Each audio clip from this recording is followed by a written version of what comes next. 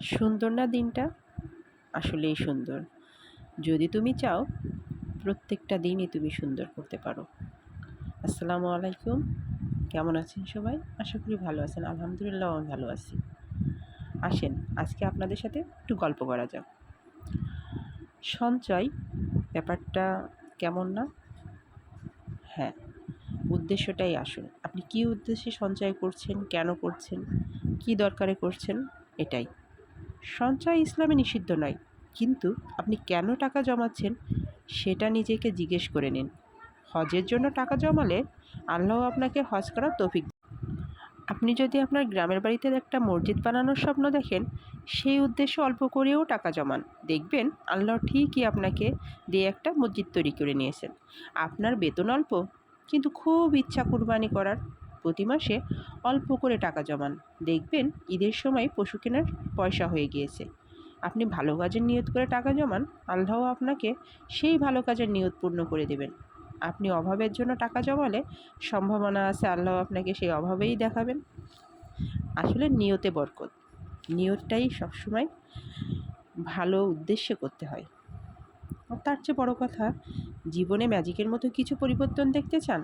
তাহলে রাতের শেষ প্রহরে জগতে শুরু করুন জাগতে শুরু করুন। শেষ 2 রাকাত সালাত, কিছু ইস্তেগফার, কিছু তসবিহ তাহবিল, কিছু তিলাওয়াত আপনার জীবন আকস্মিক পরিবর্তন নিয়ে আসবে ইনশাল্লাহ।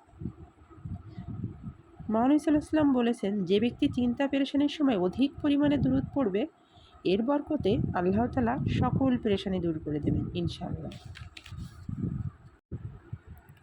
আপনার অবশ্যই নিজেকে বুঝিয়ে সন্তুষ্ট রাখতে হবে, এই বলে যে আল্লাহ সুবহানাহু ওয়া তাআলা আপনার জন্য যা নির্ধারণ করে রেখেছেন সেটাই আপনার জন্য সবচাইতে সঠিক এবং সর্বাধিক কল্যাণকর।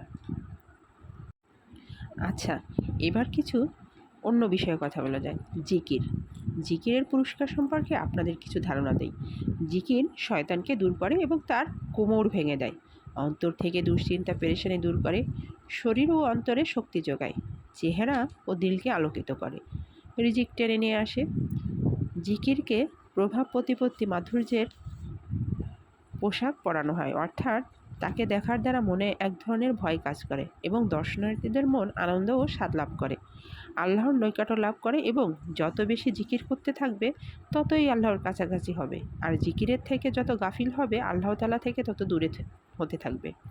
আল্লাহ তাআলার ভয় ও তার ভক্তি অন্তরে বসে, আল্লাহ সর্বদা বান্দার সাথে রয়েছেন এই ভাব সৃষ্টি হয়।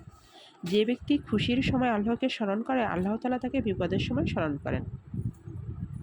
জিকির আল্লাহর আযাব থেকে পরিত্রাণের মাধ্যম, সাকিনা ও রাহমাত বর্ষিত হওয়ার মাধ্যম, ফেরেশতাগণ রিজিককারীদের বেষ্টন করে ফেলেন।